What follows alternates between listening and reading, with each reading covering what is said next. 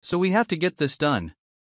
Very nice seats up here with the suede red and contrast stitching and everything, in full power seats with 4 lumbar. And you also have that thigh extension with the little adjuster right over here. Let's hop in and see what the driver's cockpit is like. Alright. So now we are seated inside of the seat, 40 recharged. This is the key. We get 3 traditional Volvo, keeping the emblem on the face lock, unlock, trunk release, and the panic alarm, and also we have this little slider here, and then we'll actually slide the top of the key fob off, and so that you have access to a physical key in case you need it.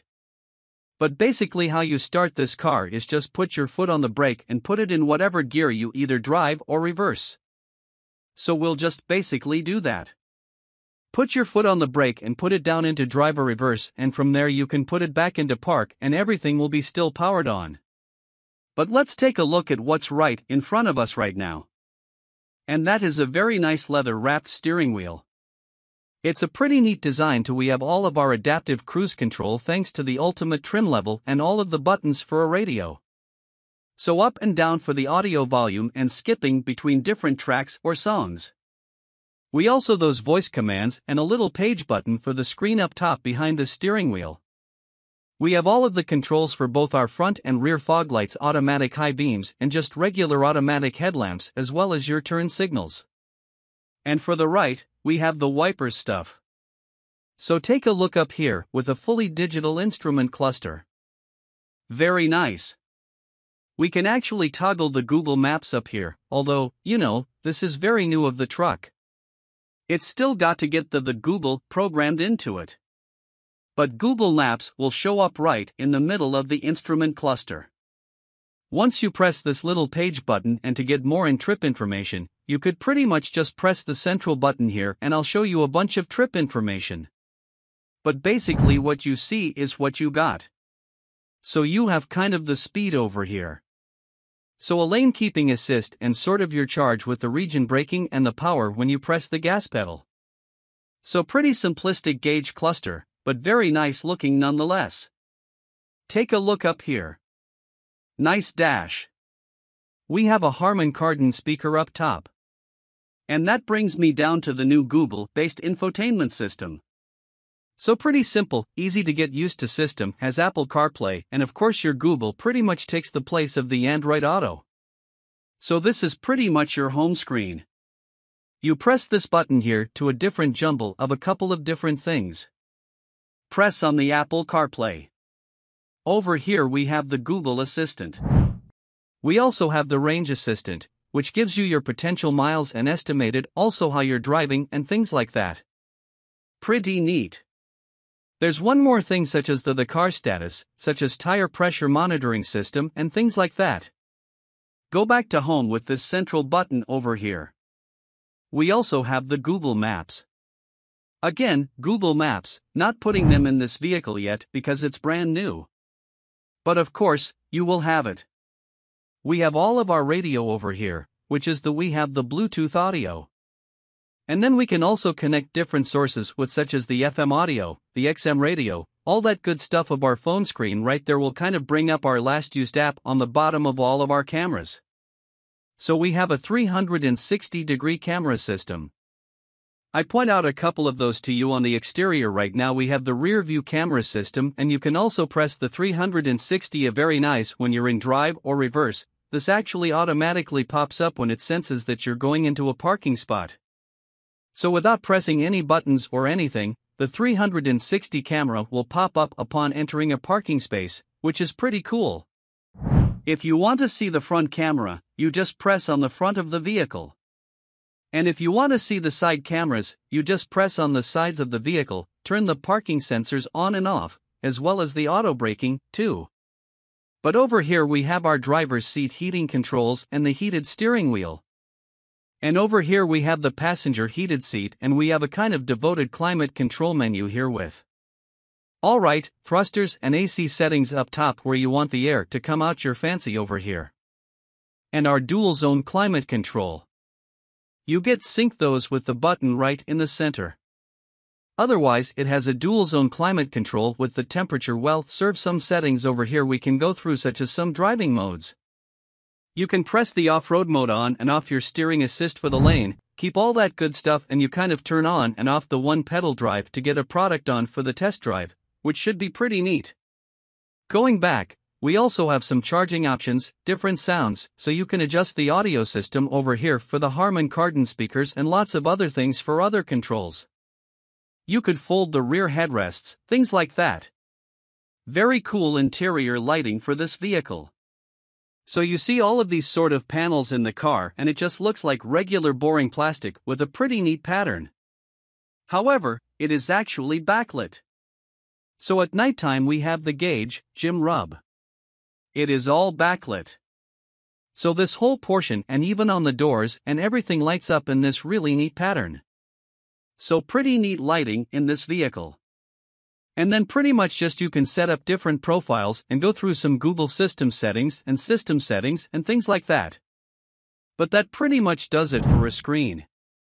One more thing, you got a slight white from the top, kind of like a tablet or something like that. And you could set up different users and things like that. But take a look down below. We have 2 physical buttons for the fraudsters. We have our 4-way hazards and the different radio stations button, pause and play, and then the center knob is the volume button. Down here we have 2 USB-C connections as well as a 12-volt power outlet and the wireless charging pad right in the center. And then you have little spots in between or to either side, I should say. It's put various things against single-speed transmission for the recharge models. Pretty neat gear selector there too, though. Have a little hollowed-out center. Again, we could put it down into drive like so and up into reverse like that, in which your backup camera will automatically pop up. And then you have the little Peter, and the P will activate the part gear in the transmission as well as the parking brake, which is pretty neat. So one button does it all. Little storage console up in front of the gearshift, or to put little things like change to cup holders right here. And one of my favorite elements for the C40 is this little trash bin. Take a look at that. You just press the button in here and you put where a trash, and when it gets full, you remove it and empty it out. Pretty neat feature. Just something so simple goes a long way. You'll save a little bit of storage behind the trash bin and a pretty nice soft to the touch center console lid against some of that trim. As I was showing you before, in a nice little glove box, soft plastic on the inside and illuminated full black headliner, and we have some pretty nice visors. You can open that up. We have a mirror and light. And a center stack is pretty simple. We have pretty much just the lighting in here, and you turn all the lighting on, and we have some SOS and emergency buttons, and that is the full panoramic sunroof. Now, kind of disappointed that there is no window shade because of those hot days. You just don't want the sun being on you. You don't have that choice of closing the shade, and you also don't have the option of opening it up. It's a fixed glass roof. So a couple of letdowns up there on the C40 Recharge with the sunroof, but overall, a very nice, stylish interior. Let me know what you think in the comments of the design of the interior. Now let's get this thing out on the road and see how it drives. Alright. Now that we're behind the wheel of the C40 Recharge, we get to see how it drives. Now, again, have that one pedal driving activated. So it might take me a little bit to getting used as the first car driven with a true one pedal driving, so you might see some bobbing and weaving going on here, but it is pretty easy to get used to, and you just kind of modulate some of the gas pedal and letting off as your brake pedal, which is just a very strange feature, especially when you see a car coming in your direction. But throughout this test drive, we're going to take it around the block here down to a dead end. We're going to get turned. Turning to WOW, a turning circle test for those of you city goers who are, going in and out of the city or maybe even live in the city. We could test for you to see what the turning circle is like in case you're in out of parallel parking spots and things like that. Just very interesting. This one pedal drive, I never imagined be able to drive a car with just one pedal. And it really does work pretty well. The brakes go on pretty good if you take your foot fully off the gas pedal to where the point where it truly is almost a one pedal drive, unless you really have to slam on your brakes for some reason. But turning circle is pretty good. But through the nature of the smaller architecture of this car, it's pretty common of a car as class to have a good turning circle. So it's better to have a smaller car in a city because of that reason. Now I have driven a C40 Recharge before. Whenever I C40 Recharge, I'm going to see what's fairly similar, and the C40 Recharge really just blew me away with the acceleration, and I'm sure this car will do the same. It's a little over 400 horsepower and a 0-60, they say, is around 4.5 seconds, pretty fast for a car of this class. If you ask me. We'll definitely get an acceleration test coming up here. One thing you immediately notice in the C40 is you have a pretty small view out the rear. It is just enough. But I recently purchased a Camaro, and they are very known for having a terrible visibility out of the rear. And I would say this is even worse. But again, definitely doable. You get used to it pretty fast. But yeah, hopefully we'll get this car up to about 45, 50 miles an hour, add a little bit of late in the day traffic going on here. But hey, the speeds are right now. We have a pretty good amount of noise insulation. You got really no noise at all coming from the mirrors. Yeah, a little bit of noise coming from the cars passing by, and a little bit of tire noise too. But it's pretty well insulated car, if you ask me. You see, the lane keep assist does a pretty good job with keeping me in the lanes. I wasn't falling asleep. I purposely veered into the opposing lane when there's nobody coming just to see how that works. You almost get this rumble strip feel in the steering wheel, and you have the yellow lights light up in the dash right there to let you know that the lane keep assist is active, and it will gently steer you back into the lane if you go far enough over. Just a very interesting feeling, keeping your foot still on the gas pedal, but slowing down, as you can tell them. Not too seasoned in the EV segment. Taking it right out of this back road here, we'll get an acceleration test. We'll kind of get it from 25 miles an hour and we'll punch it and see how fast get up to 60. We got 25 right here, and that's a lot of fun. 4.5 seconds to 60. There's a lot of vehicles that do that nowadays. But electric just feels different. It's just instant. You're not waiting for a transmission or anything. It just gets going fast, very fast. And a really rough road here. I'm not quite sure why they did this sort of reclaimed pavement over there. But as you can hear, it's a lot quieter on this segment of the road, just a super solid structure to this car. You could feel it. Very nice ride. But just extremely solid. Going over the bumps, it feels like, the car is just bolted together. Very, very good. And then it's a pretty comfortable ride, suspension is obviously more on the comfort side. There's really no modes, driving modes. This vehicle has other than that sort of off-road mode that you saw earlier in the video. But just kind of one mode does it all, comfort, dynamic, anything like that. It's just very silent and brisk acceleration. It's a one-pedal drive, just seems so unnatural. This is the second time I've driven a car with the one-pedal drive, but I'm still not used to it. Oh, my car does have a little bit of body rolling. It is pretty heavy, having a pretty large battery underneath the floor of the vehicle. This is pretty much the bumpiest part of our test drive here. And it's all patchwork and whatnot. But the suspension is really soaking up the bumps very nicely. More weight equals a more supple ride in most cases. And that is true with this vehicle. Definitely does ride nicer than the Z40 or, Z40 with the gasoline engine. It also just feels more solid. I don't know if the battery has something to do with tying in the structural integrity of the vehicle or what, but it's just unbelievably solid vehicle. And these seats are very comfortable too, as in traditional Volvo fashion, many people could agree that Volvo makes the most comfy seats in the industry. And this stays true with this car. Not the most comfortable seats in a Volvo that I've sat in. Obviously, we have the more basic Volvo in the lineup, and we have the 40, the 60, and the 90. But yeah, super comfortable seats nonetheless. Lots of adjustability with the lumbar and the thigh extensions. And the thigh extensions for me go a long way. I'm not quite sure what it is, but if I go on a little bit of a road trip, my legs start to hurt a little bit. But if I have a seat with these thigh extensions that don't seem to hurt. So that makes a big difference for me, at least. The thigh extensions. Now, the steering also has two different firmness to it, which is pretty interesting. Let's see if we can get that up here. Steering wheel firm. Let's see if that makes a difference.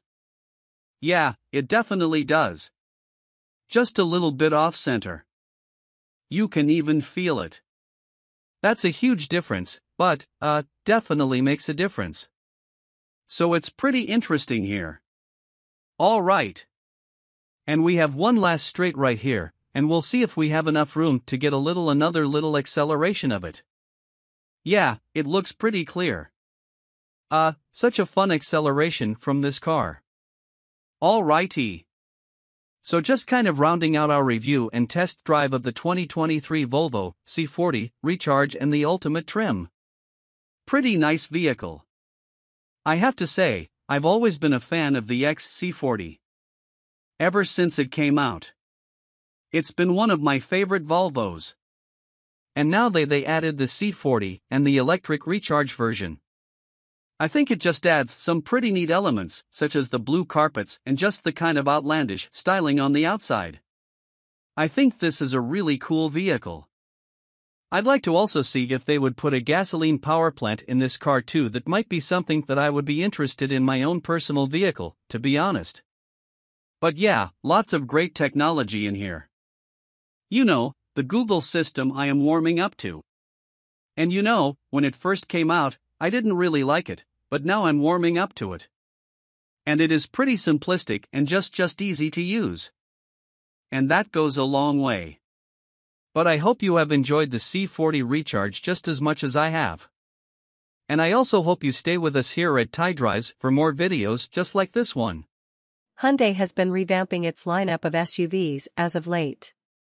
Just about everything is a recent addition, including the extra small Venue and 3-row Palisade, or has been redesigned. Now, for 2022, it's the Tucson's turn.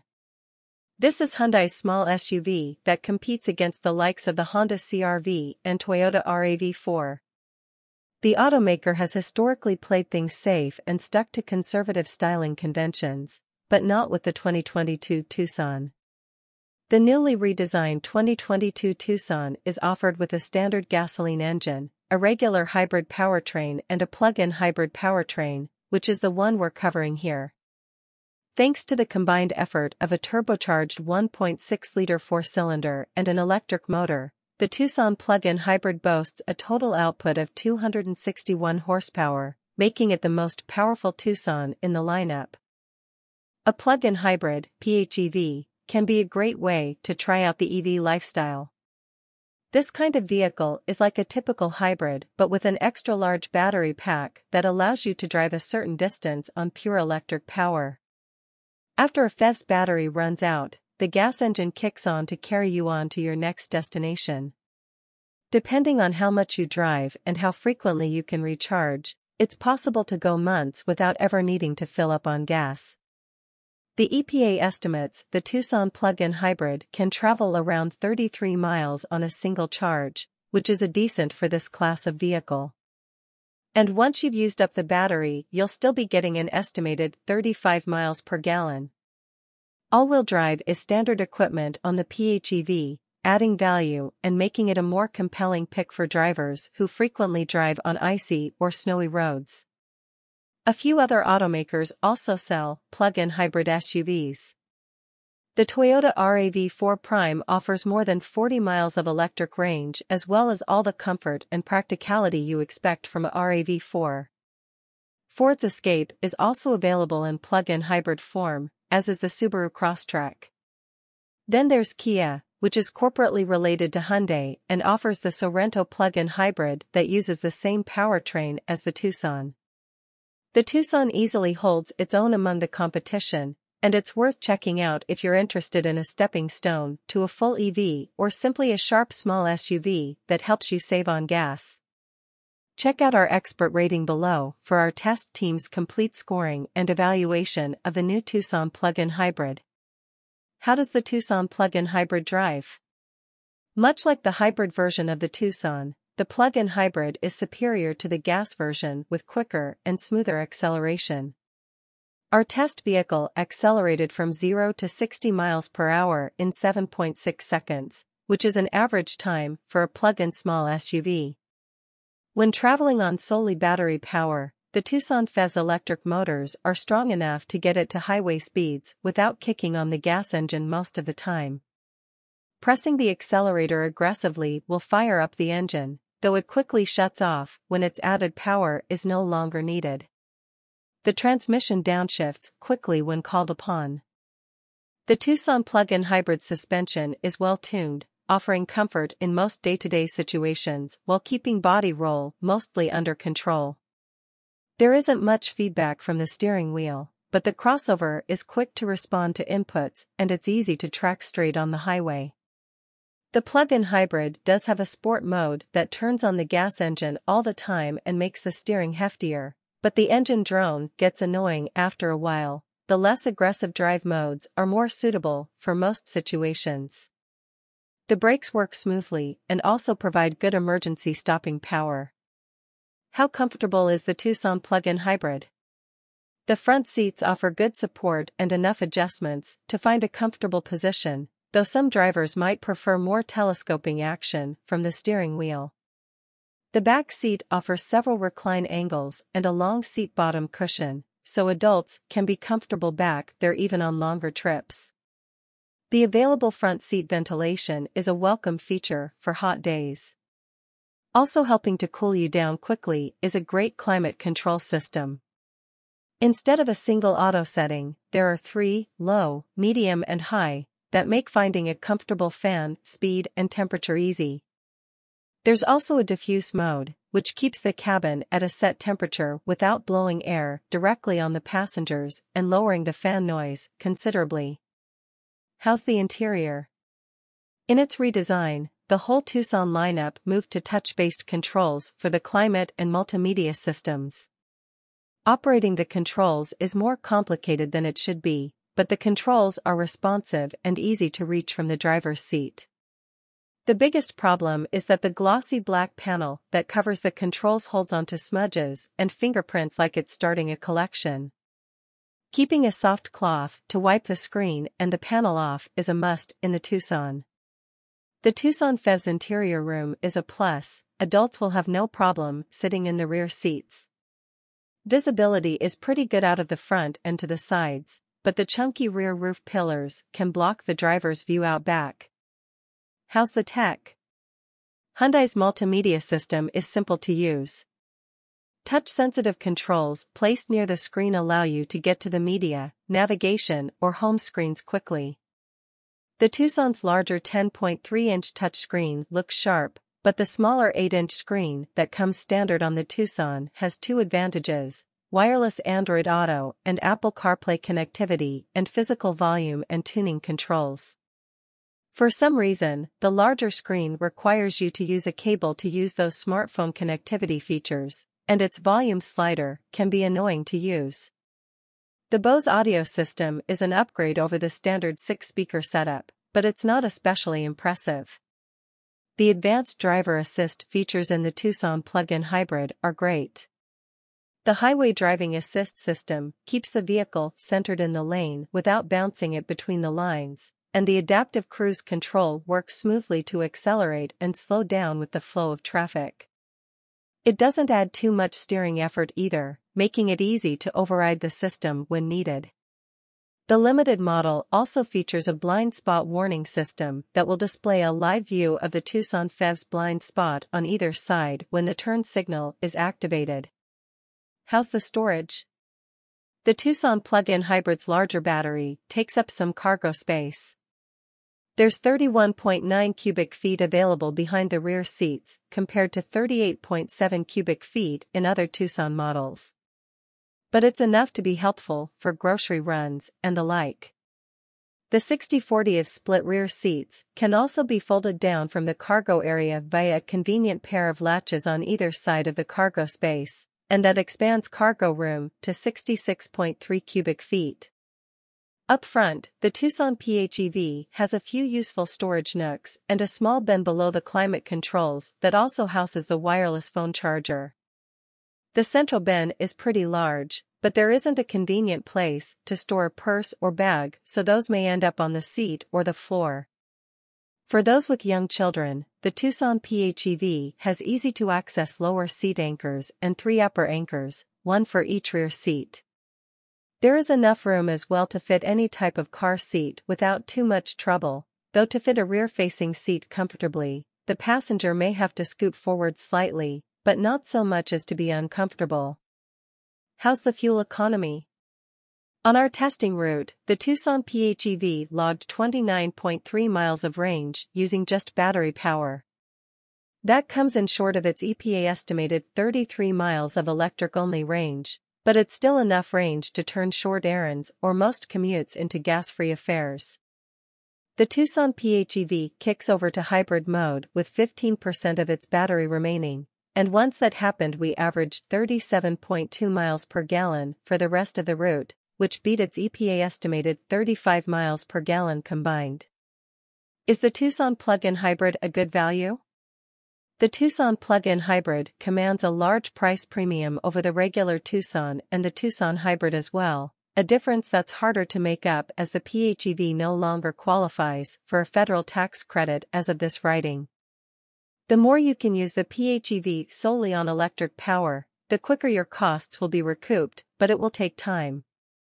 Solid build quality and a strong feature set make the Tucson PHEV feel like it's worth its price on most occasions, and since it's a Hyundai, the robust warranty adds to its value proposition as well. Powertrain and battery components are covered for 10 years per 100,000 miles, and it comes with 3 years/36,000 miles of free scheduled maintenance. The Tucson plug-in hybrid goes about its business without fuss and leaves the driver feeling satisfied but not wowed. Its styling will be hit or miss. The exterior is covered in angles and creases that give the crossover vehicle a crinkly wrapper. Those grille-integrated daytime running lights give it an interesting visual signature at night, but at its core, the Tucson PHEV is exceedingly practical transportation. Which Tucson plug-in hybrid does Edmunds recommend? We think the SEL is well enough equipped for most buyers. It has a full complement of driver aids and plenty of convenience features.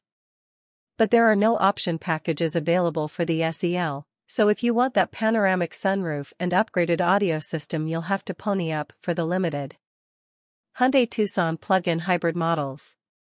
The 2022 Hyundai Tucson plug-in hybrid is a small SUV available in 2 trim levels, SEL and Limited.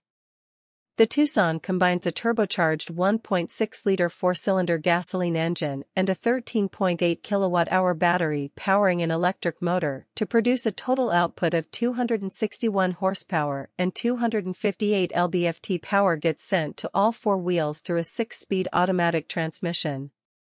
Feature highlights include: SEL comes well equipped with features such as LED exterior lighting, keyless entry with push-button start, Android Auto and Apple CarPlay smartphone integration, wireless connectivity for both, power-adjustable driver's seat, heated front seats, dual-zone climate control with rear passenger air vents, 8-inch infotainment touchscreen, 6-speaker audio system, 4 USB ports, 2 in front, 2 in back, household-style power outlet. It also comes standard with many advanced driver aids, including automatic emergency braking, warns if a front impact is imminent and applies the brakes if you don't respond in time. Driver attention warning, issues an alert if sensors determine you are becoming fatigued. Lane keeping assist, steers the Tucson back into its lane if it begins to drift over the lane marker. Blind spot monitor with rear cross-traffic alert, warns you if a vehicle is in your blind spot during a lane change or while in reverse. Safe Exit Assist can prevent a passenger from opening a door into traffic approaching from behind. Adaptive Cruise Control maintains a driver-set distance between the Hyundai and the car in front. Limited adds a substantial amount of extra equipment, including panoramic sunroof, dark chrome exterior trim. Parking sensors alert you to obstacles that may not be visible in front of or behind the vehicle when parking. Paddle shifters, rain-sensing wipers, improved voice recognition software, adjustable ambient lighting, digital instrument panel, auto-dimming rearview mirror, leather upholstery, heated, leather-wrapped steering wheel, power-adjustable passenger seat. The Limited also has more technology and driver assist features, including upgraded Bose audio system, 10.25-inch infotainment touchscreen, power-adjustable front passenger seat, ventilated front seats, heated steering wheel and rear seats. Surround view camera system gives you a top-down view of the Tucson and its surroundings for tight parking situations. Blind spot camera displays an image of the vehicle's blind spot in the instrument panel when you activate a turn signal. Rear collision mitigation braking applies the brakes automatically to stop the vehicle to avoid or minimize a collision. Lane keeping system makes minor steering corrections to help keep the vehicle centered in its lane. Planning on towing or hauling a lot of stuff with your SUV? The 2023 Ford Expedition might be just what you're looking for. This large 3-row SUV offers seating for 8 and is one of the biggest and most capable vehicles out there. But it's also plenty refined and offers just about everything Ford supplies these days in regards to technology, including Blue Cruise, which is a helpful hands-free driver assist system for use on select highways. Much of the Expedition's robust capability comes by way of its truck-based underpinnings. Ford says you can pull up to 9,300 pounds with the Expedition when it's properly equipped. That's enough to pull a good-sized trailer or boat. Or if you need space for a family road trip or to help move house, there's the long-wheelbase Expedition Max body style and its substantial 121.5 cubic feet of cargo space behind the first-row seats. The Expedition is one of just a few large SUVs around. The Chevrolet Tahoe and GMC Yukon, plus the related Suburban and Yukon XL, are the Expedition's primary rivals, but you might also consider the relatively new Jeep Wagoneer or Wagoneer L. Toyota is out with a redesigned Sequoia, too. What's the best max-sized SUV for you? Read our test team's expert rating to find out how the Expedition stacks up.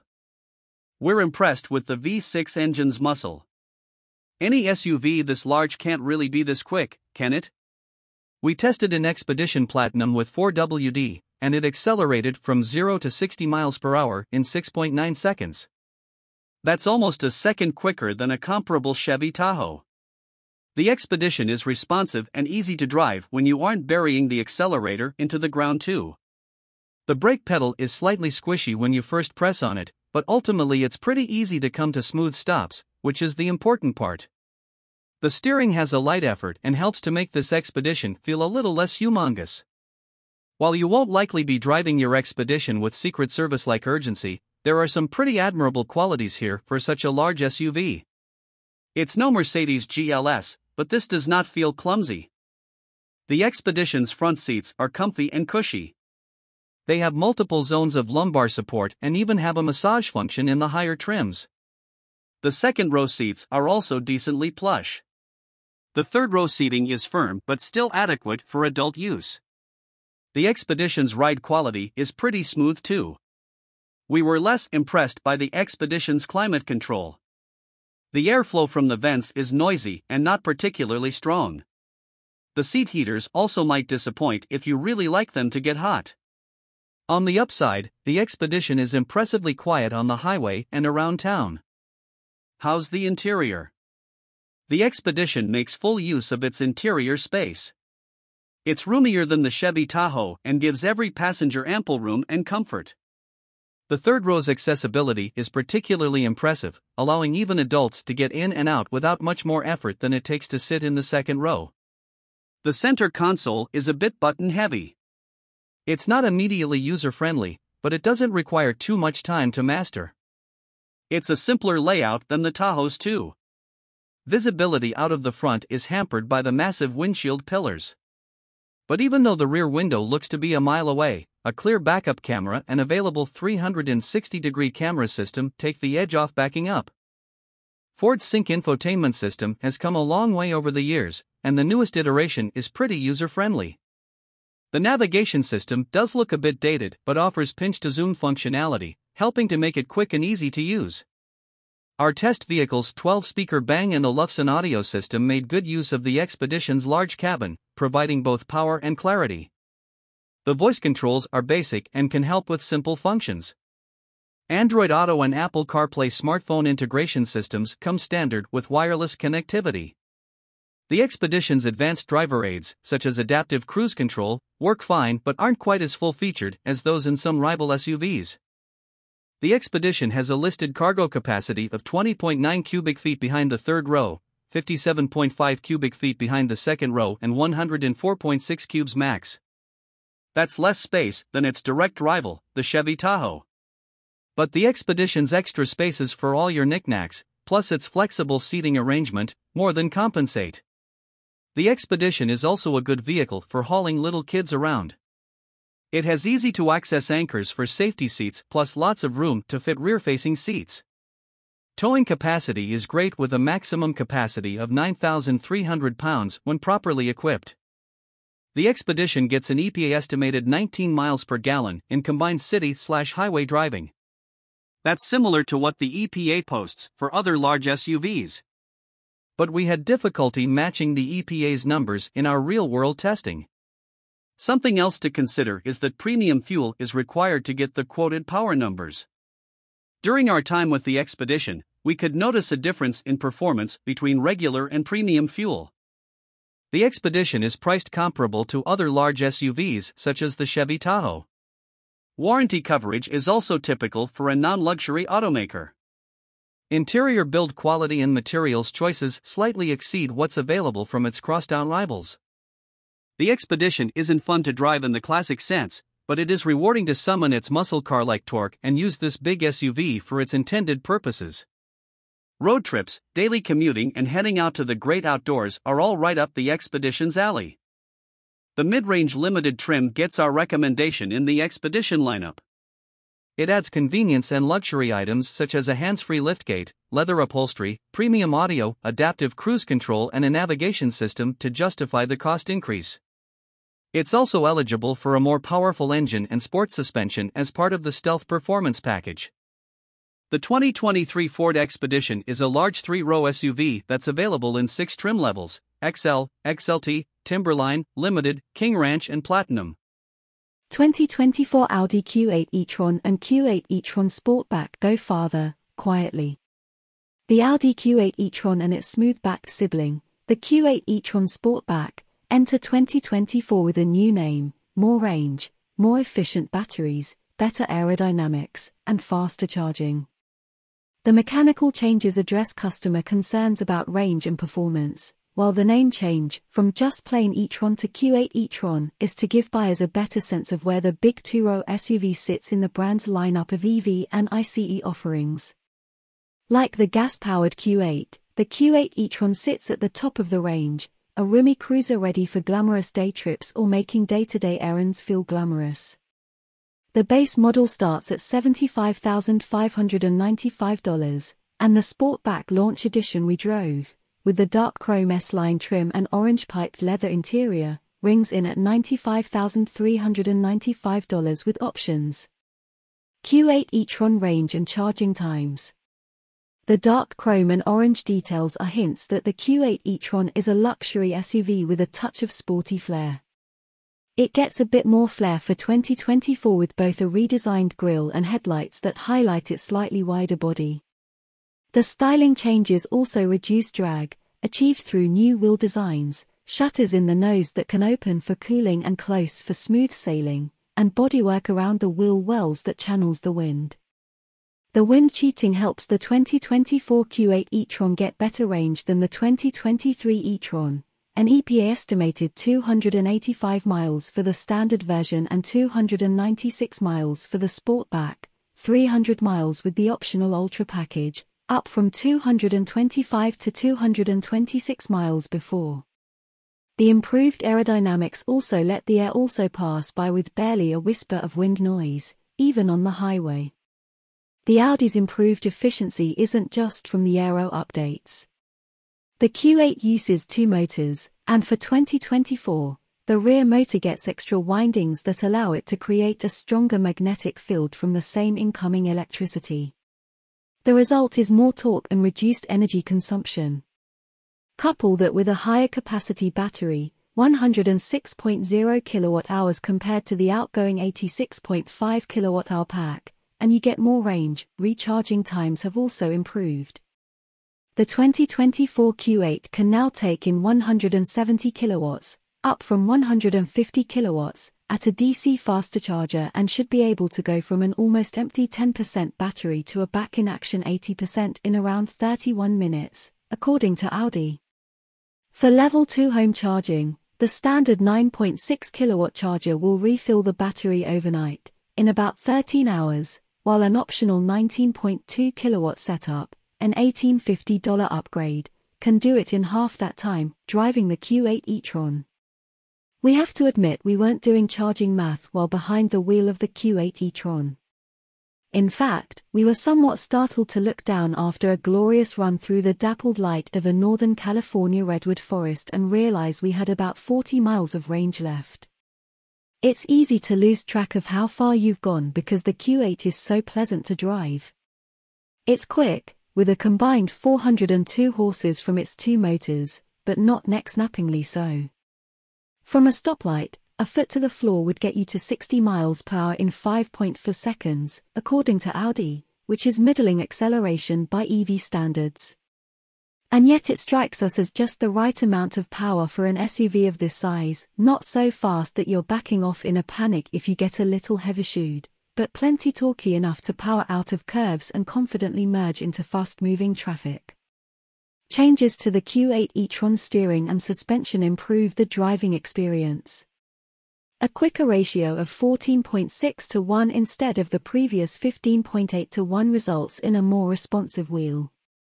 The front suspension gets a stiffer bushings, and the adaptive air springs, which offer 3.0 inches of height adjustment, soak up bumps and ruts with aplomb. Along with the suspension settings, the Q8 offers 7 different drive modes, which alter ride height, accelerator response, steering feel, stability control programming, and power delivery. Brake energy regen can be adjusted via paddles on the steering wheel, and the most aggressive setting will just about bring the car to a complete stop. The brake feel is fantastic, with no grabby spots in the pedal travel as the Q8 transitions from regen to friction braking. As is often the case on California's Highway 1, we had to stop several times due to road construction. In the Q8 e-tron Prestige, with its massaging seats, the delay afforded the opportunity to kick back and admire the drifting coastal fog as it floated gently over the panoramic glass roof. Well, during the second stop, we were able to do this.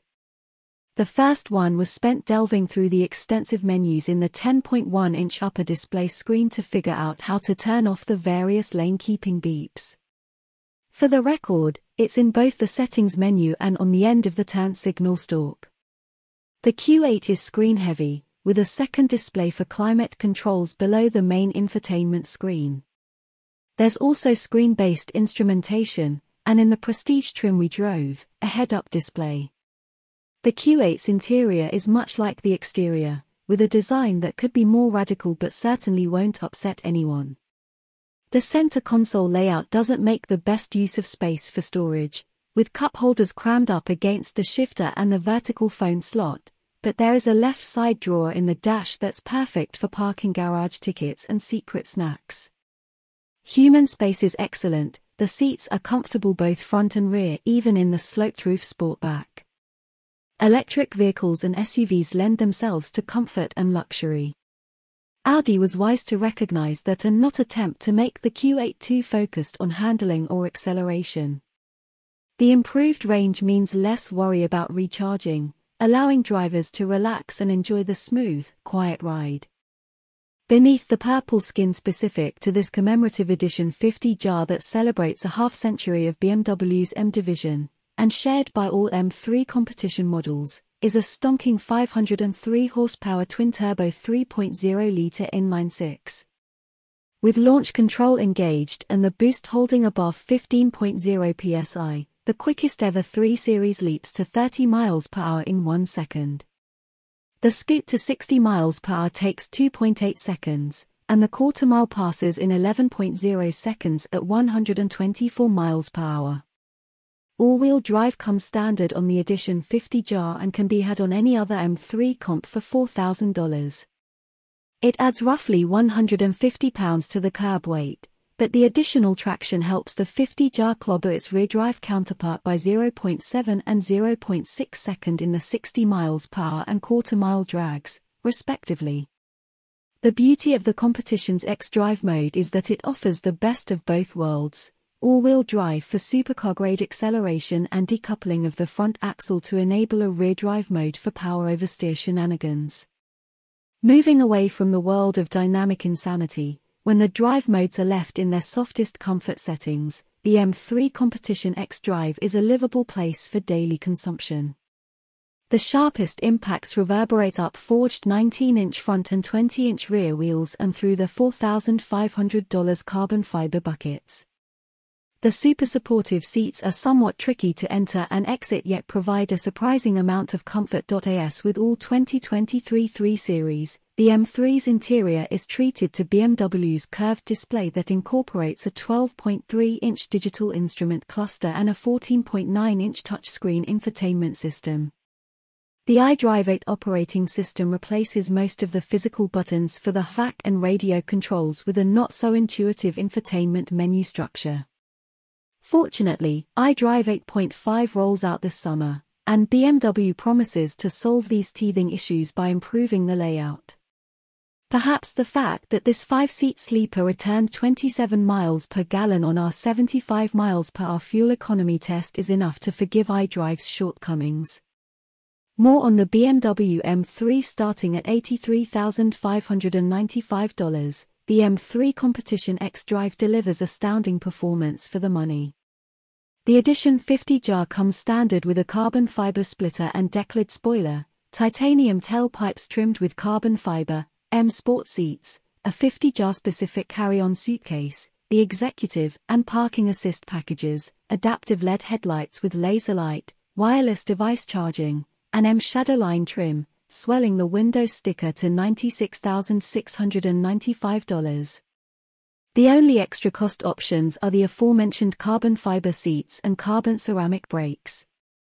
But its time at the top of the 3 Series hierarchy will be limited. The lighter 2024 cubic meters CS with an extra 40 horses and Michelin Pilot Sport Cup 2 tires arrives in the second half of this year. Whether the CS's $36,100 upcharge is an economically sound decision remains unknown, but it'll certainly contest the throne.